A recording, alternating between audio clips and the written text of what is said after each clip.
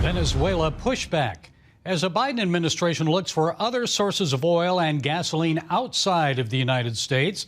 Venezuela is being considered as one substitute to replace banned Russian oil. But Republicans aren't the only ones opposing that course of action. Even some Democrats, like Senate Majority Leader Chuck Schumer, don't think dealing with President Nicolas Maduro is a good idea. To me, he's a bad man. Well, here with more is Venezuelan economist and policy writer Daniel Di Martino. Daniel, good to see you again. So please explain for our viewers, those who may not be familiar with what's happening in Venezuela, why should Venezuela not be considered to fill the U.S. oil and gas gap? Yeah, well, Venezuela was one of the main partners of the United States and main exporters of oil to the United States in the many decades ago, and still until a couple decades ago. What happened was that 23 years ago, Hugo Chavez took over in Venezuela. That was approximately the same year that I was born. And the consequence was he totally destroyed our country. He transformed our democratic, free, and prosperous nation into a socialist state with now 6 million of us as refugees outside of the world, outside of our country. And that the oil industry was massacred to try to overthrow and to try to reduce revenue to these human rights violator, to these horrible murderers who are in power and drug dealers in Venezuela. The U.S. stopped importing oil in 2019 from Venezuela, which we produce very little anyway. Now Biden is trying to get that revived for just a few hundred, maybe 100,000 barrels of oil per day, trading our freedom, trading our human rights for a little bit of money that isn't even enough to make a difference. Well, explain to us, how are the people currently faring under Nicolas Maduro? Any better than before? Because I know the bolivar is one of the weakest currencies in the world now. One bolivar, I guess, used to be 1 million. It's now actually worth less than 25 cents U.S. Yeah. Look, what happened in Venezuela was that because the government started taking over private businesses, and then the few private businesses that were left, the regime started placing price controls on them. The economy was just left starving, and people started starving because there were shortages of goods, because there was hyperinflation. Venezuela still has the highest inflation in the world. In 2019, it had 1,000,000% inflation, and it has one of the longest running hyperinflations in world history, which is also a record. For several years of hyperinflation.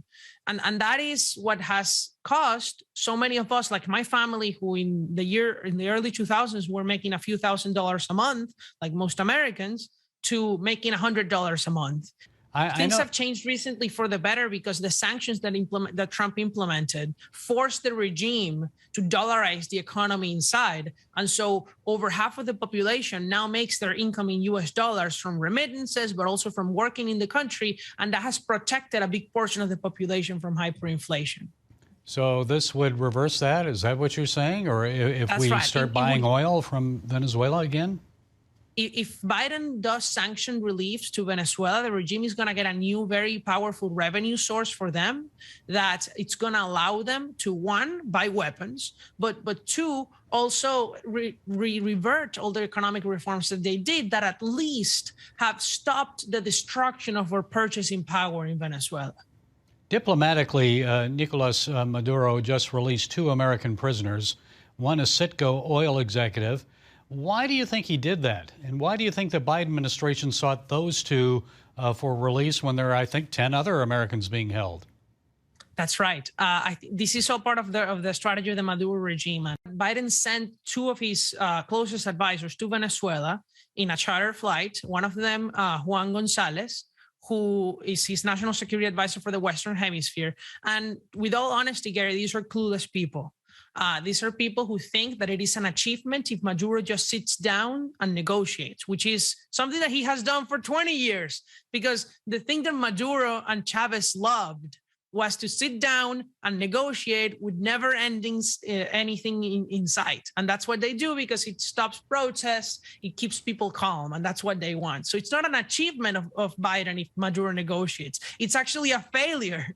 Maduro supports Putin and Russia and Ukraine, and the opposition leader Juan Guaido supports Zelensky and the Ukrainians. So what are the chances that Maduro and the opposition can reach an agreement on anything? There are no chances because one, the opposition doesn't have anything to give Maduro in return for freedom for the Venezuelan people. This is supposed to be a strategy of Biden to counter Russia. He's helping Russia's ally. Just a day before he sent his advisors to Venezuela, the Russian ambassador to Venezuela was in a meeting with Maduro and a bunch of his paid crowd, chanting that we stand with Russia against Ukraine. So who is Biden really helping here? He's helping Russia. And so then, Daniel, what should the policy of the United States be? What policy should we pursue with Venezuela? Well, the policy that should be pursued is, one, you do not negotiate with terrorists because there's nothing that you can give them in Venezuela that is not keeping Venezuelans under tyranny, right? So that's exactly what they're not willing to give away. So we should not negotiate with the Maduro regime. We should keep sanctions in place. And if anything, we should be funding groups. We should be funding humanitarian aid, but we should also be funding groups that seek the freedom of Venezuelans from inside.